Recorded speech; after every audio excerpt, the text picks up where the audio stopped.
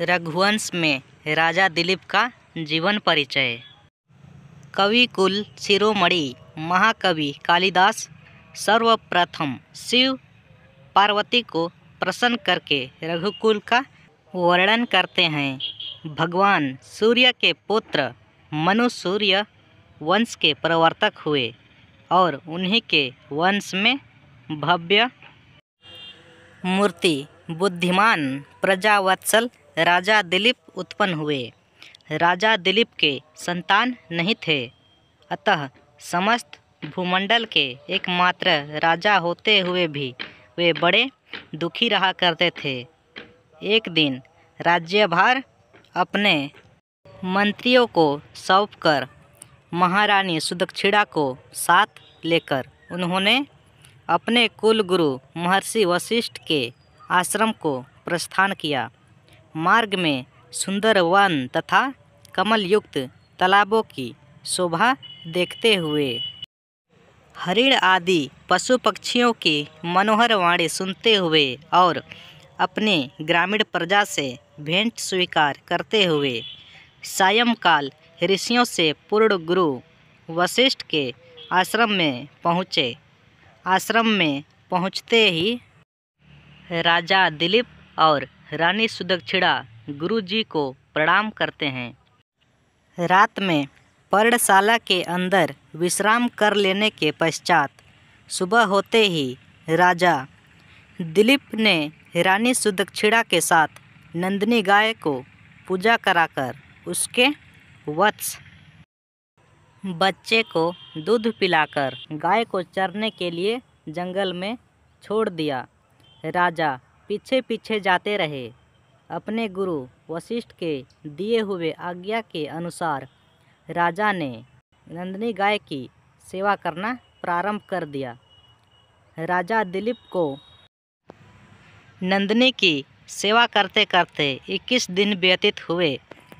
फिर 22वें दिन नंदिनी गाय ने राजा दिलीप को गुरु विषयक श्रद्धा भाव स्वयं के प्रति दया भाव की परीक्षा लेने के लिए जंगल में चरने जाती है। हिमालय की गुफा के अंदर चली जाती है। उसके प्रवेश करते ही एक सिंह उस पर आक्रमण कर देता है। सिंह के नीचे दबी हुई गाय भयभीत होकर आर्तनाद करने लगती है, मतलब चिल्लाने लगती है। राजा दिलीप ने गाय की चिल्लाहट सुनकर दौड़ते हुए नंदिनी की ओर गया।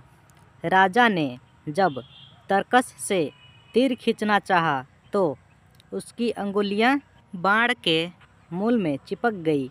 तब शेर ने राजा से कहा, हे राजन, मैं कुंभोदर नाम का भगवान शिव का सेवक हूँ। सामने लगे हुए देवदारू वृक्ष को स्वयं पार्वती ने जल से सींचकर पाला और बड़ा किया है।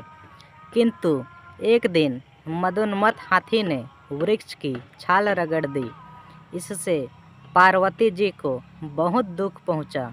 अतः भगवान शिव ने इस वृक्ष की रक्षा के लिए मुझे नियुक्त किया है और आदेश दिया है कि जो भी प्राणी यहाँ अनायास आए उसे तुम मारकर खाओ।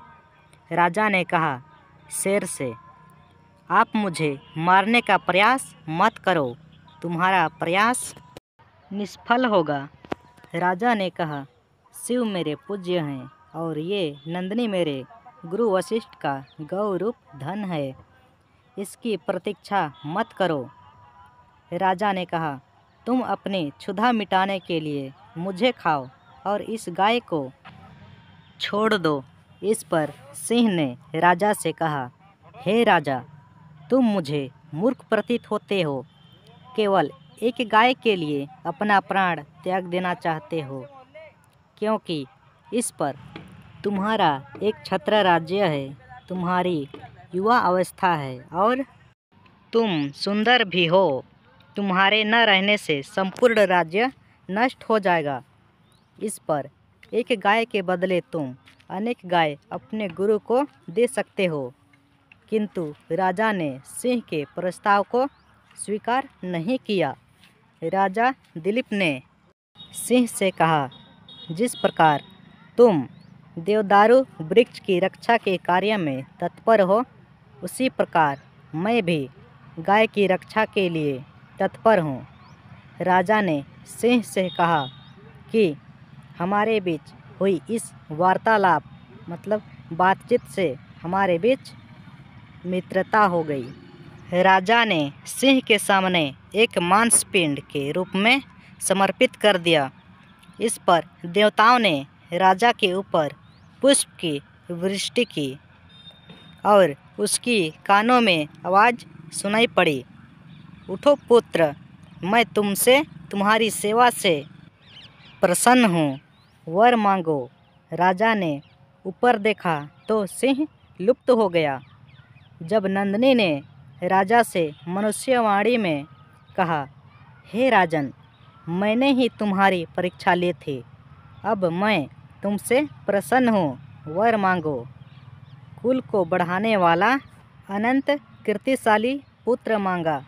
नंदिनी ने कहा, तुम्हारी अभिलाषा पूर्ण हो। साथ ही आज्ञा दी कि हे पुत्र, मेरे दूध को दोने में दूहकर पी लो। इस पर राजा ने वत्स यानी बछड़े के पीने से तथा गुरु वशिष्ठ को होम आदि क्रिया से बचे हुए दूध को मैं वशिष्ठ की आज्ञा प्राप्त कर पीना चाहता हूँ। इस पर नंदिनी बहुत प्रसन्न हुई। गाय और राजा आश्रम लौटे। आश्रम पहुंचकर राजा ने गुरु वशिष्ठ को संपूर्ण व्रत कहा और गुरु की आज्ञा से दूध को ग्रहण किया। गुरु ने राजा रानी को आशीर्वाद दिया। पश्चात गुरु की आज्ञा को लेकर दिलीप अपनी पत्नी सुदक्षिणा के साथ राजधानी लौटा।